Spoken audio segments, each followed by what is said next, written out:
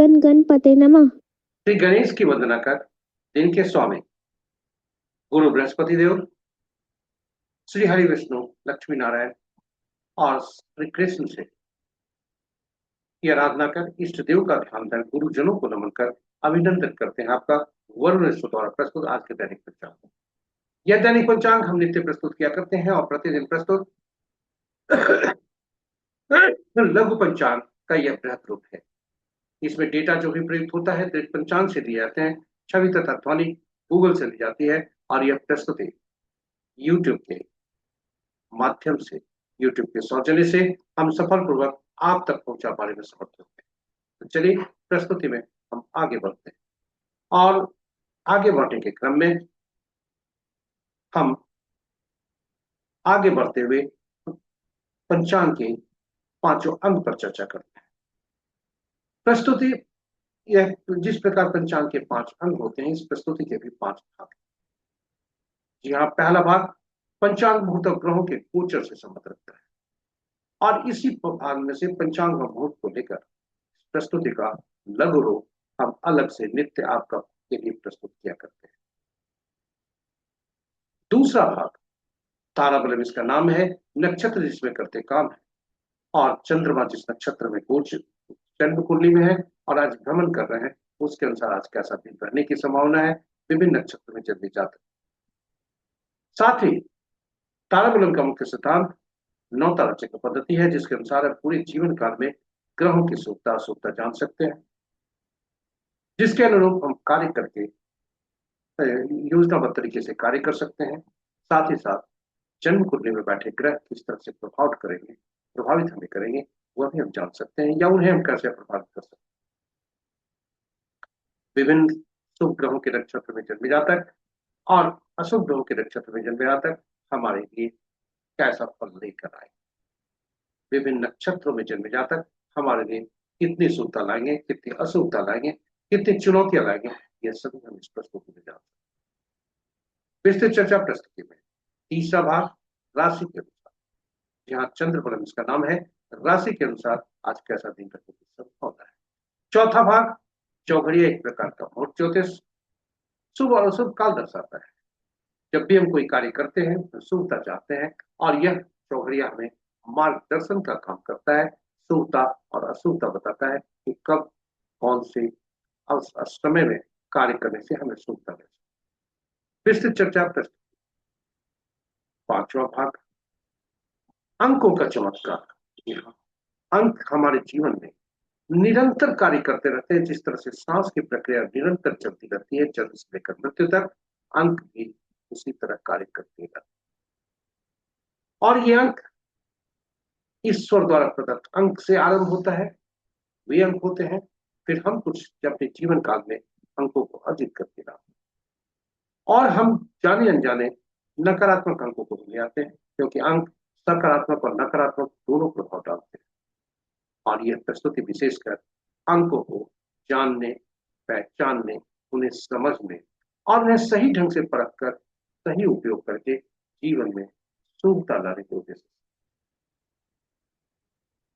तो विस्तृत चर्चा प्रस्तुति में साथ ही साथ अंक बोलते भी कार्य करने के अलावा ये बोलते भी हैं। किसी भी माह के विभिन्न तिथियों को जन्मे जातक के लिए आज के अंक शुभता और अशुभता के संदर्भ में क्या संदेश दिख रहा है।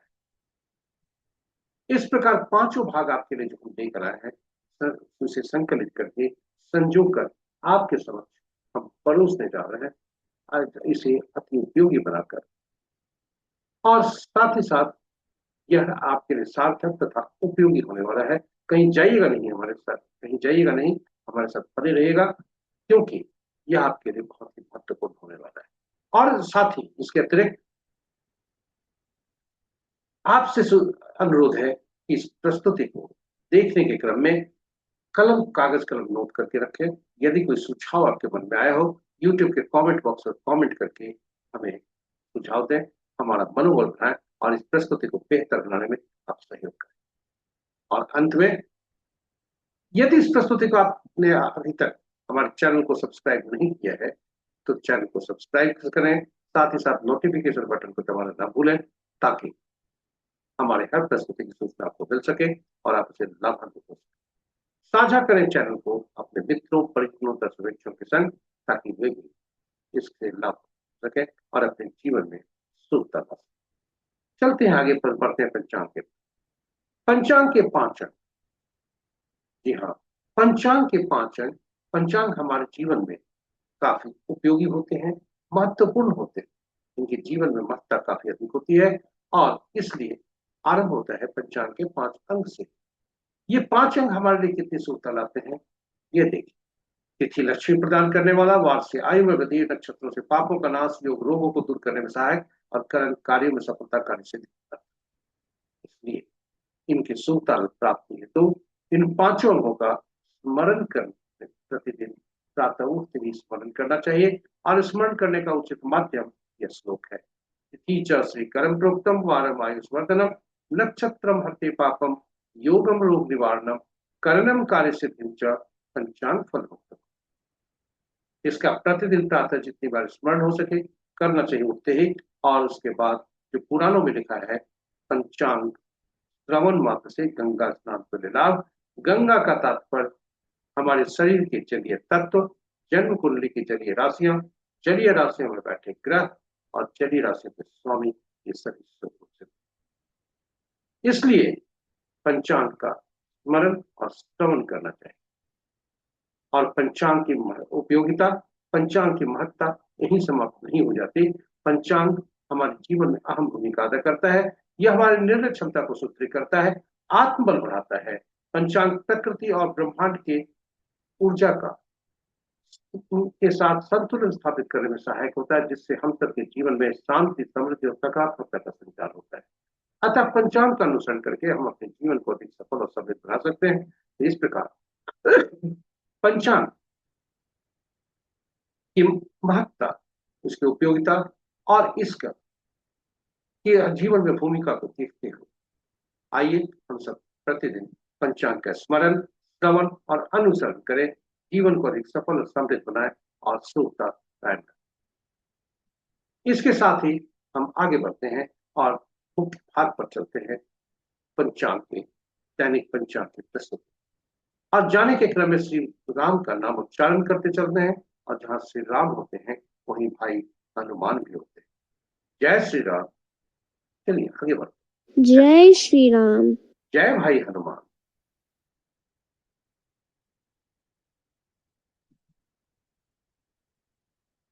स्वागत है आपका प्रस्तुति के पहले पर।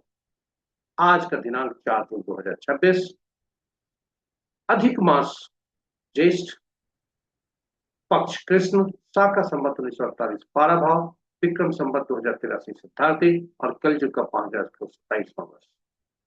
आज का सूर्योदय 4:58 पर, सूर्यास्त 6:38 पर, sunrise at 4:58 AM, sunset at 6:38 PM, and आज का चंद्रोदय रात्रि के 10 बजे, चंद्रस्त प्रातः 7:57 पर।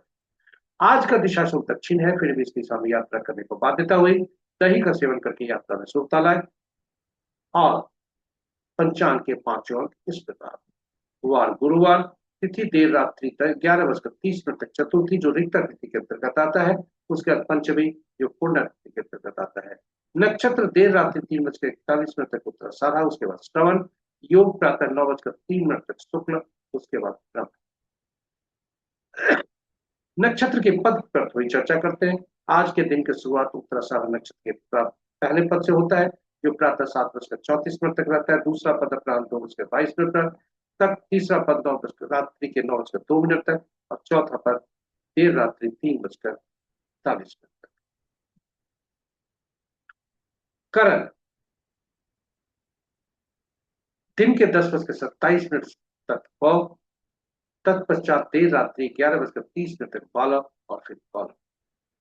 महत्वपूर्ण मुहूर्त में चलने के पूर्व भोलेनाथ का वास देखते हैं। भोलेनाथ का वास कैसा है, इसकी शुभता कैसी है, क्योंकि यह काफी उपयोगी होता है। रुद्राभिषेक आदि जहां भोलेनाथ आशीष देते। जय भोलेनाथ। ओम नमः शिवाय। ओम नमः शिवाय। जब तक चतुर्थी तिथि है, भोलेनाथ कैलाश पर्वत पर है, सुप्रत है। और पंचमी तिथि होने पर भोलेनाथ वृषारूढ़ होते हैं, अभिष्ट सिद्धि के लिए काफी उपयोगी हो। जय भोलेनाथ। ओम नमः शिवाय। ओम नमः शिवाय।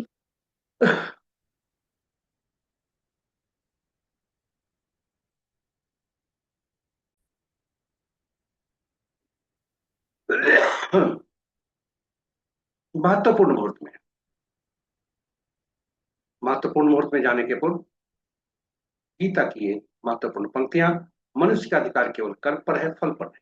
यानी परिणाम हमारे हाथ में नहीं है, इसलिए जिम्मेदारी के साथ कर्म करने के लिए सबसे अनुकूल मुहूर्त का चुनाव करना ही हमारी पहली सफलता है। तो चलिए आइए, जिम्मेवारी के साथ कर्म करते हुए अनुकूल मुहूर्त का चुनाव करके हम सफलता की पहली सीढ़ी पर पांव रखें। और महत्वपूर्ण मुहूर्त के शुभ मुहूर्त में सबसे प्रभावी अभिजीत मुहूर्त दिन के 11:21 से 12:15 दिन तक, अमृतकाल रात्रि 8:34 से 10:21 तक, विजय मुहूर्त अपराह्न 2:04 से 2:59 तक, गोधूली बेला संध्या 6:36 से 6:57 संध्या तक, और निशिता मुहूर्त देर रात्रि 11:27 से मध्य रात्रि 0:09 तक। रात्रि में किए जाने पूजा पाठ, जब तक साधना तंत्र मंत्र आदि के लिए निशिता मुहूर्त श्रेष्ठ हुआ करते हैं। अशुभ मुहूर्त में सबसे प्रभावी राहु काल अपराह्न 1:30 से 3:13 अपराह्न तक, होली काल प्रातः 8:23 से 10:05 दिन तक, यमगन प्रातः 4:58 से 6:41 यानी सूर्योदय से लेकर 6:41 प्रातः तक, वज्र मुहूर्त प्रातः 9:53 से 11:40। ये रहे हमारे महत्वपूर्ण शुभ और अशुभ मुहूर्त। ग्रहों की आकाशीय स्थिति में चले इसके पूर्व अनुकूल मुहूर्त में कार्य आरंभ करने से जीवन में आने वाली उन बाधाओं का सफलतापूर्वक हम सब और खुशी खुशी हम सब पार कर सकते हैं, जो मानव जीवन के हर चरण का अपरिहार्य हिस्सा है। इसलिए अनुकूल मुहूर्त में कार्य आरंभ करने से हम जीवन में जो रास्ते में बाधाएं आती है उसे सफलतापूर्वक और खुशी खुशी पार कर सकते हैं। चलिए आइए, समय और कर्म का सटीक मिलन ही मुहूर्त है। हम चलते हैं ग्रहों के आकाश में। स्वागत है आपका। आज अंश के अनुसार चंद्रमा चूंकि राशि परिवर्तन करने वाले हैं, इसलिए वृद्धावस्था में है, और बृहस्पति देव राशि परिवर्तन कर चुके हैं, इसलिए ये कमजोर और बाल्यावस्था। जी हाँ, और ये कर्क राशि में आकर उच्च राशि में। इस प्रकार हम कहें, मित्र की राशि में आज 3 ग्रह, शत्रु राशि में 2 ग्रह, सम राशि में 2 ग्रह, और अपनी राशि में 2 ग्रह, और वे हैं मेष और मिथुन।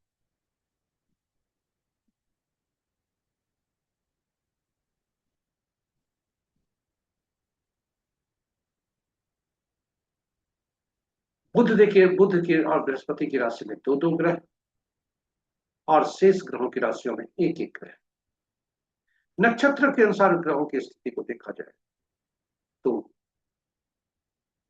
मित्र मित्र नक्षत्र में 3 ग्रह, शत्रु नक्षत्र में कोई ग्रह नहीं, सम नक्षत्र में 3 ग्रह, और अपने नक्षत्र में 3 ग्रह हैं, और वे हैं बृहस्पति देव, राहु देव और केतु। बृहस्पति देव और राहु देव के नक्षत्र में 2 ग्रह हैं, शनि मंगल के नक्षत्र में कोई ग्रह नहीं है, वे स्वतंत्र ग्रह हैं, और शेष ग्रहों के नक्षत्र में 1 ग्रह है। आज सूर्य चंद्रमा के नक्षत्र में, और चंद्रमा सूर्य के नक्षत्र, इसलिए दोनों का आपस में नक्षत्र परिवर्तन है। इस प्रकार हम कहें, आज बृहस्पति देव 2 जून को राशि परिवर्तन किए हैं, उसके बाद शुक्र देव का 8 जून को राशि परिवर्तन होने वाला है। आज प्रातः 7:41 पर चंद्रदेव का राशि परिवर्तन होगा, जब वे धनु राशि से मकर राशि में जाएंगे, और इस प्रकार कहे नक्षत्र परिवर्तन, अगला नक्षत्र परिवर्तन 18 जून को होने वाला है। अभी बृहस्पति देव अपने ही नक्षत्र में है, और उसके बाद शनि के नक्षत्र पुष्य नक्षत्र में जाते हैं, जिस पुष्य नक्षत्र के स्वामी तो जरूर शनिदेव है, लेकिन इनके देवता खुद बृहस्पति। और इसके साथ ही ग्रहों के वक्रत्व का यह आपके समक्ष प्रस्तुत है। और इस तरह से हम ये कह सकते हैं कि ग्रहों का वक्त, ग्रह शनिदेव 27 जुलाई से ये वक्रत्व को प्राप्त करेंगे। और इस प्रकार हमारे ग्रहों की आकाशीय स्थिति के बाद हम आपको ले आए हैं दूसरे भाग। जी हाँ, ताराबलम इसका नाम है, जिसमें तारे करते काम है, सितारे कभी झूठ नहीं बोलते। और ताराबलम के समक्ष जो नक्षत्रों के नाम है, जो सब ताराबलम के समक्ष जो नक्षत्रों के नाम है, वह हमारा चंद्रमा जिस नक्षत्र में भ्रमण करते हैं उससे संबंध रखता है। और ताराबलम के समक्ष जो नक्षत्रों के नाम है वह हमारा नक्षत्र होता है, जन्म नक्षत्र। इसमें से अपने नक्षत्र को चिन्हित करते हैं, और ये चिन्हित करके हम दोनों हम हॉरिजॉन्टली बढ़ते हैं, और वर्टिकली जो आज मिलन होता है वही आज का हमारा फल होता है। जी हाँ, आज चंद्रमा का हॉरिजॉन्टली और वर्टिकली लाइन जहाँ मिलती है गोचर और हमारे नक्षत्र से, वही आज का फल होता है। यदि आज का फल संपत 6 साधक मित्र या मित्र में हो, वो शुभता की तरफ इशारा करता है, जिसके अंतर्गत हम दैनिक कार्य में कार्य करते हुए नए कार्यों का आरंभ कर सकते हैं। वहीं इसके विपरीत यदि आज का तारा जन्म विपत प्रत्ययी और मैथनी में हो तो वह अशुभता की तरफ इशारा करता है, जिसके अंतर्गत दैनिक कार्य में सावधानी बरतते हुए नए कार्यों का आरंभ करने से मना ही करता है।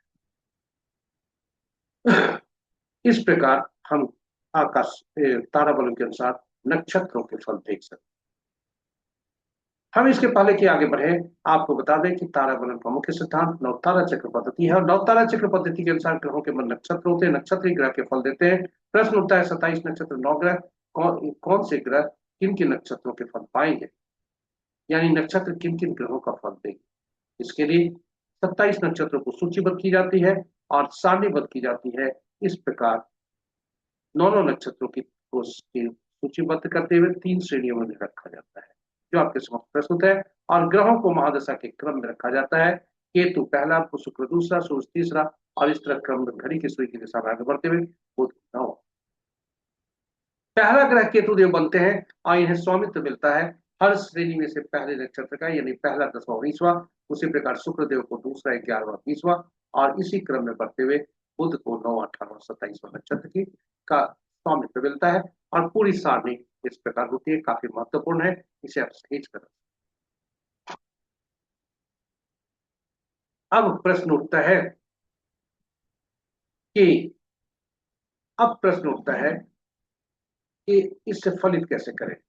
जब हम अपनी इस पूरी सारणी में से अपने जन्म नक्षत्र को चिन्हित करते हैं और फिर शीर्ष की ओर बढ़ते हैं, जो हमारा जन्म ग्रह बनता है, और इसी जन्म यहीं से गणना हमारी आरंभ होती है, क्योंकि ये पहला ग्रह होता है।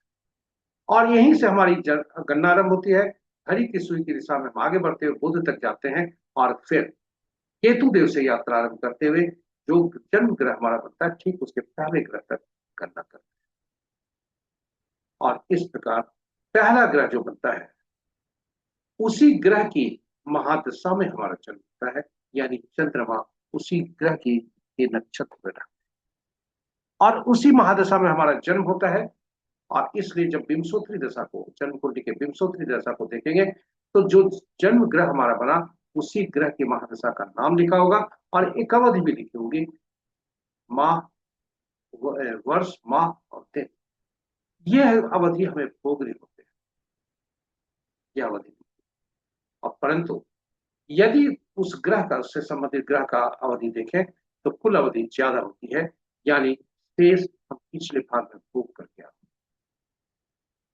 और जब हम उदाहरण स्वरूप एक कुंडली का हमने लिया है, सूर्य की महादशा है, और सूर्य की महादशा में जातक का जन्म है, और सूर्य की महादशा में जातक जन्म होते हुए 1 साल 11 महीना 15 दिन से भोगने हैं, यानी 4 साल 16 महीना 15 दिन और पिछले जन्म में भोग कराया है। या तात्पर्य क्या हुआ कि 6 साल में से 4 महीना 16 दिन 15 दिन, 16 महीना 15 दिन वो पिछले जन्म में भोगा। तात्पर्य कि जिस जो पहला जन्म होता है, जो पहला ग्रह होता है, उसी का के दशा में हमारी पिछले जन्म में मृत्यु भी हुई होती है, और जन्म भी होता है इस जन्म। यानी इसका संबंध हमारे पिछले जन्म से भी है और इस जन्म से भी है, इसलिए पहला ग्रह को हीरा की श्रेणी में रखा जाता है।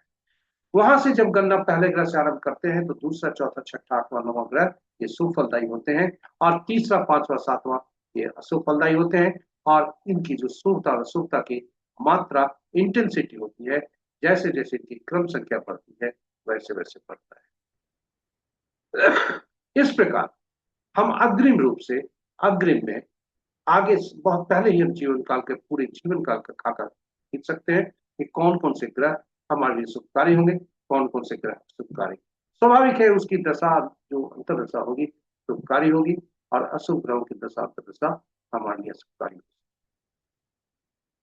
चुनौती भरे हो सकते हैं, मानसिक रूप से हम तैयार होते हैं शुभ ग्रहों की दशा अंतर्दशा में, योजनाबद्ध तरीके से शुभ कार्यों का निष्पादन करके शुभता सुनिश्चित कर सकते हैं, और अशुभ ग्रहों के नक्षत्र में हम चुनौती का सामना करने के लिए मानसिक रूप से तैयार। इसके साथ ही जन्म कुंडली में विभिन्न ग्रह से हम कैसे शुभता सुनिश्चित करेंगे यह भी हम जान सकते हैं। यानी तीसरा, पांचवा, सातवां ग्रह यदि छठे, आठवें, 12वें भाव पर बैठ जाए तो अधिक पीड़ादायक। दूसरा ग्रह संपद का होता है जहां बैठता है, यानी जिस भाव में बैठते हैं, जिस राशि में बैठते हैं, उस सभी से ग्रह, भाव और राशि से संबंधित कार्य किए जाए तो संपद का लाभ होता है। इसी प्रकार हम पूरे ग्रहों के बारे में जन्म कुंडली के जान सकते हैं। और इतना ही नहीं, विभिन्न नक्षत्रों में जन्मे जातक, शुभ ग्रह के नक्षत्र में जन्मे जातक हमारे लिए शुभकारी होंगे, अशुभ ग्रह के नक्षत्र में जन्मे जातक हमारे लिए अशुभकारी होंगे, चाहे वह घर का हो, परिवार का हो, रिश्तेदार हो, समाज का हो, इस संसार का हो, कार्यस्थल का हो या व्यवसाय स्थल का हो। परिणाम हमारे शुभ ग्रह में, शुभ ग्रह के नक्षत्र में जन्मे जातक शुभकारी। इस प्रकार हम नवतारा चक्र पद्धति से पूरे जीवन काल के बारे में जान सकते हैं, और अग्रिम रूप से जानकर योजनाबद्ध तरीके से हम आगे जीवन में आगे बढ़ सकते हैं, शुभता सुनिश्चित कर सकते हैं। और इसीलिए इसकी उपयोगिता को देखते हुए हमने YouTube पर अलग से वीडियो पोस्ट करके रखा है, नवतारा चक्र पद्धति, अद्भुत पद्धति, और इसमें भगवान राम, माँ सीता तथा भाई हनुमान की भी खूब चर्चा की। वापस चलते हैं तारागुण, आज का चंद्रमा।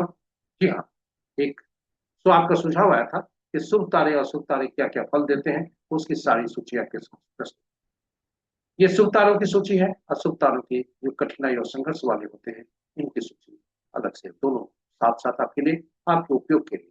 और अब आगे चलते हैं ग्रहों के आकार, चंद्रमा के गोचर से तारा बलम आज क्या कहता है। जी हाँ, आज चंद्रमा उत्तर सारा नक्षत्र से गुजर रहे हैं, रात्रि के 3:41 तक उस पर रहेंगे, और उसके बाद हस्ता नक्षत्र में जाएंगे, श्रवण नक्षत्र में जाएंगे। इस प्रकार पूरे चंद्रमा खुद अपने नक्षत्र। और आज के दिन यदि कहा जाए तो आद्रा, स्वाति, शतभिषा नक्षत्र में पहले भाग में, जब तक उत्तराषाढ़ नक्षत्र में चंद्रमा होंगे तब तक वो अति पीड़ादायक होगा, और उसके बाद पुनर्वसु, विशाखा, पूर्वा भाद्रपद नक्षत्र में जन्मे जातक के लिए अति पीड़ादायक होगा। वहीं मृगशिरा, चित्रा और शर्मिष्ठा नक्षत्र में जन्मे जातक के लिए आज का दिन शुभ।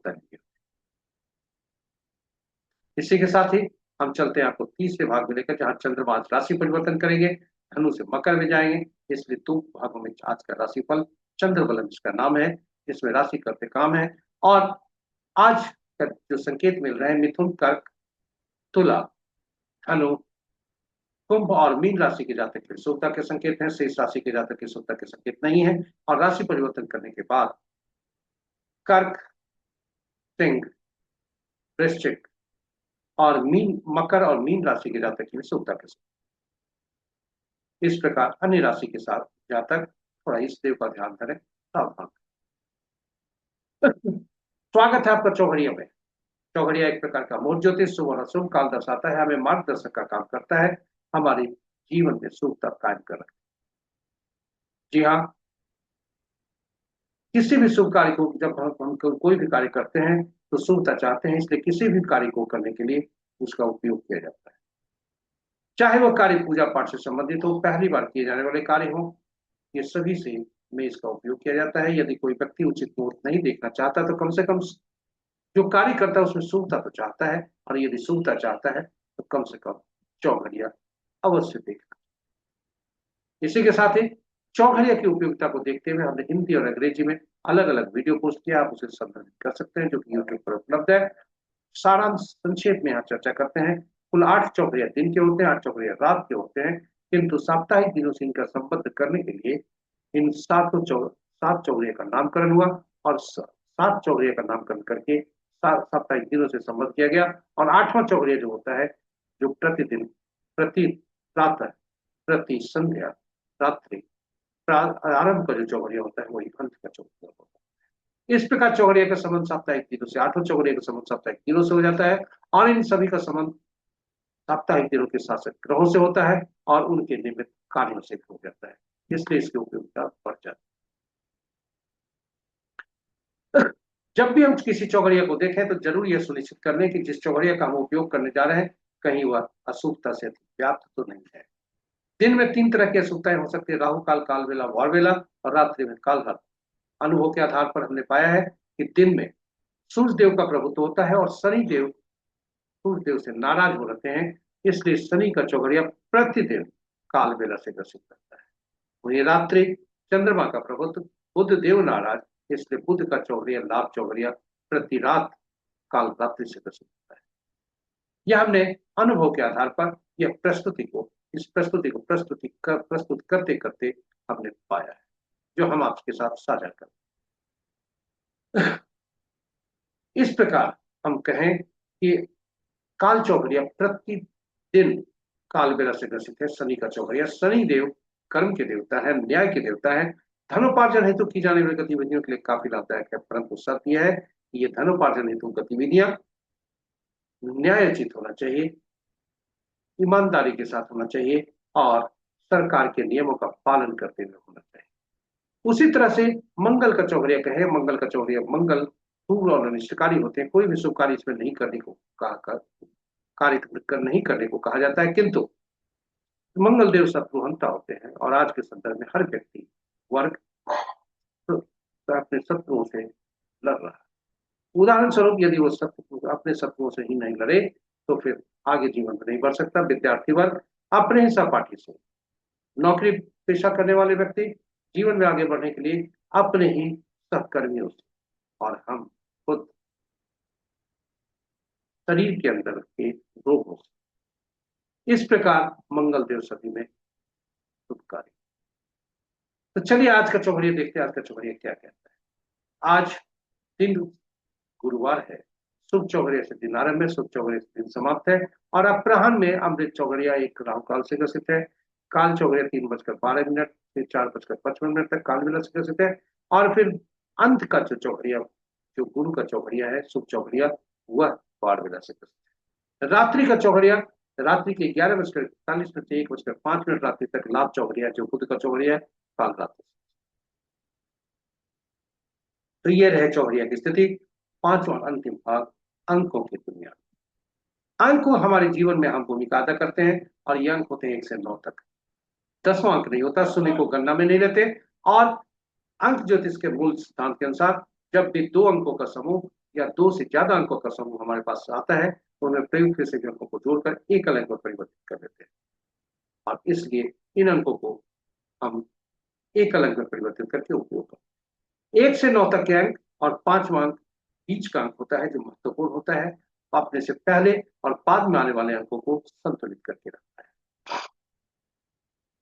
और ये सभी अंक शासित होते हैं विभिन्न 9 ग्रह से। 1 से 9 के अंक विभिन्न ग्रहों से शासित होते हैं, और इन ग्रहों के तत्व, ऊर्जा और गुण इन अंकों में भी समाहित होते हैं। इसलिए इन अंकों की दुनिया में विशेष नाम से पुकारा जाता है। पूरी सारणी आपके समक्ष। जब हम जन्म लेते हैं तो ईश्वर हमें कुछ अंक उपहार में देते हैं, और ये वो अंक उपहार में जो होता है जन्म तिथि के रूप में होते हैं, जिसमें तिथि, माह और वर्ष हो। तिथि और माह का अंक 2 अंकों का हो सकता है, वर्ष 4 अंकों, और पूरे अंकों को कहें तो कुछ अंक ऐसे भी हो सकते हैं जो अनुपलब्ध 1 से 9 तक के, कुछ अंक कई बार भी आ सकते हैं। और इस प्रस्तुति का विशेष उद्देश्य इन अंकों को जानना, पहचानना, इन्हें समझना, इन्हें सही ढंग से परख कर इसका सही उपयोग करके जीवन में सुख डालना है। तो चलिए अंकों की दुनिया में तिथि जो होते हैं हम खुद होते हैं, हमारा आंतरिक व्यक्तित्व होता है।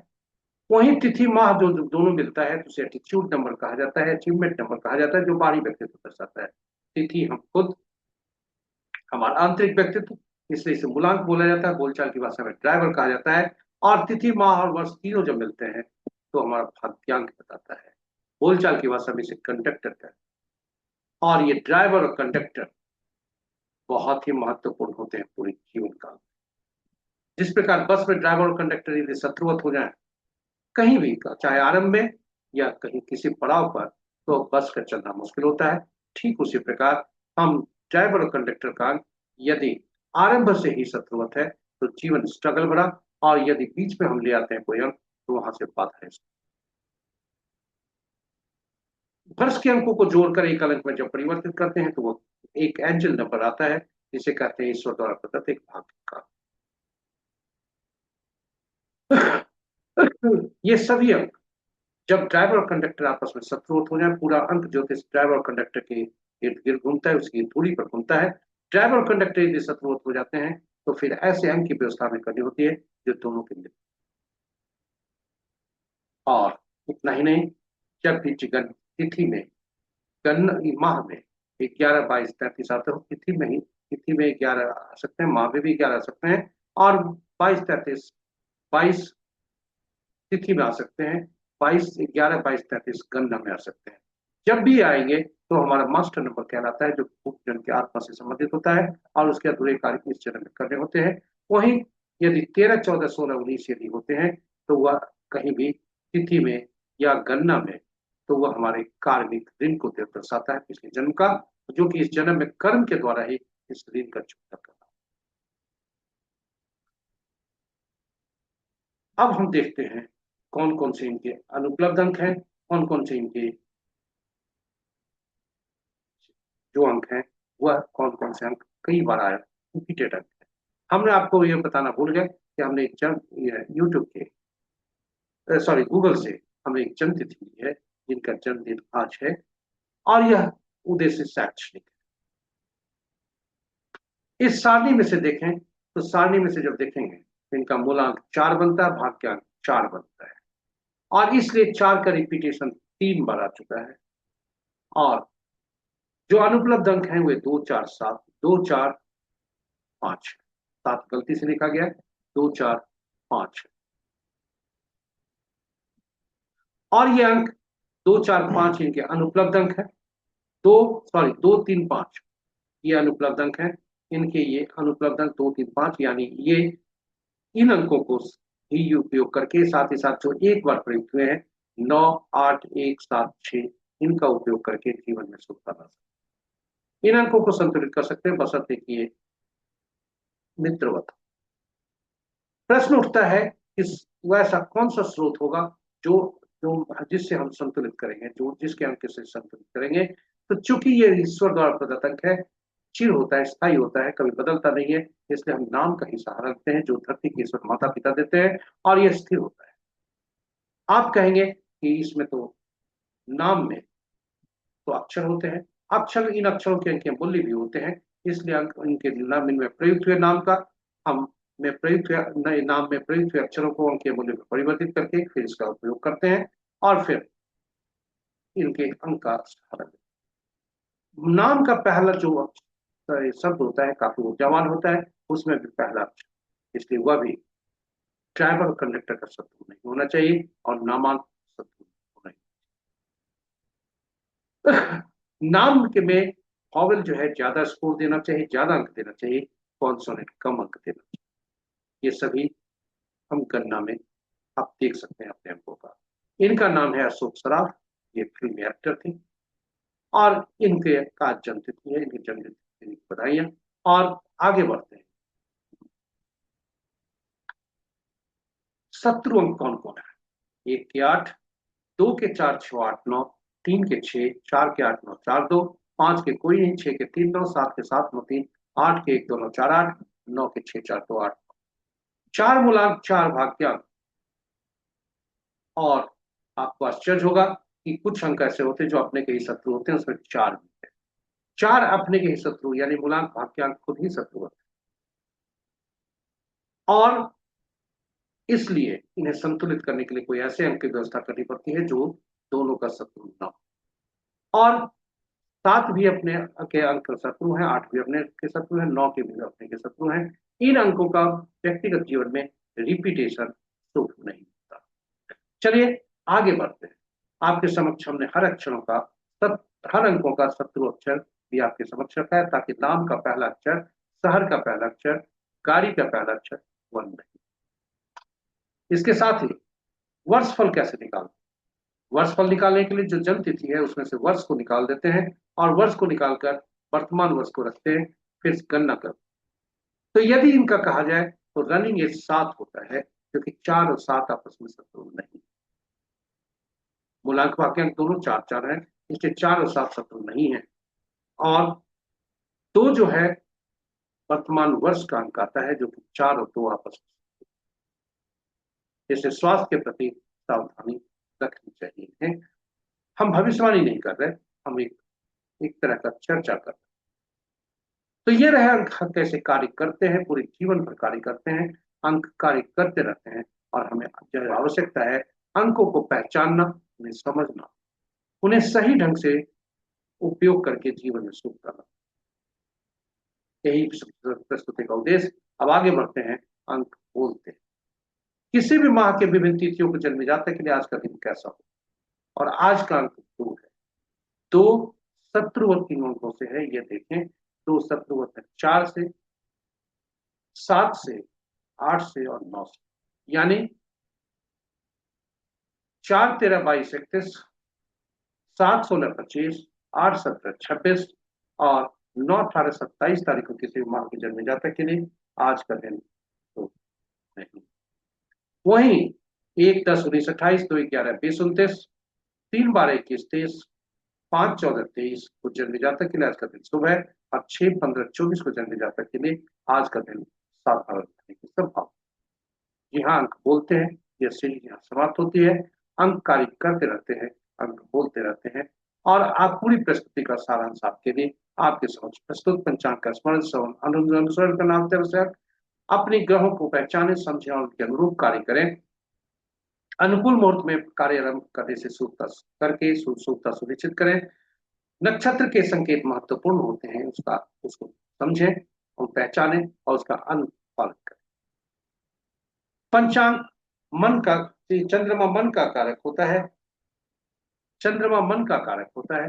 राशियों में भ्रमण हम सबको प्रभावित कर, और अंत में चौघड़िया का मार्गदर्शन हमारे लिए कार्य। और फिर अंकों को समझें, पहचानें, जीवन में सही अंकों का चयन कर सकारात्मकता करें। और इसी के साथ हमारी प्रस्तुति यहाँ पर समाप्त होती है। आप हमारे साथ बने रहे, इसके लिए आपके बहुत बहुत धन्यवाद आपको। और आशा करते हैं कि पूरी प्रस्तुति आपके लिए ज्ञानवर्धक, रोचक तथा उपयोगी सिद्ध होगी। यदि इस प्रस्तुति को पहली बार देख रहे हैं तो हमारे चैनल को सब्सक्राइब करें, साथ ही साथ नोटिफिकेशन बटन को दबाना, ताकि हमारे हर प्रस्तुति की सूचना आपको मिल सके और आप उसे लाभान्वित हो सके तो प्रस्तुति को साझा करें अपने मित्रों, परिजनों तथा शुभेच्छुओं के संग, ताकि वे भी इससे लाभान्वित हो सके और सुझाव देकर हमारा मनोबल बढ़ाएं, प्रस्तुति को बेहतर बनाने में। इसी के साथ ही आज के दिवस के देवता गुरु बृहस्पति देव, श्री हरि विष्णु, लक्ष्मी नारायण और श्री कृष्ण से प्रार्थना करते हैं कि आपका दिन जय बृहस्पति देव, जय श्री हरि विष्णु, नमो ओम नमो नारायण, जय लक्ष्मी नारायण, जय श्री कृष्ण।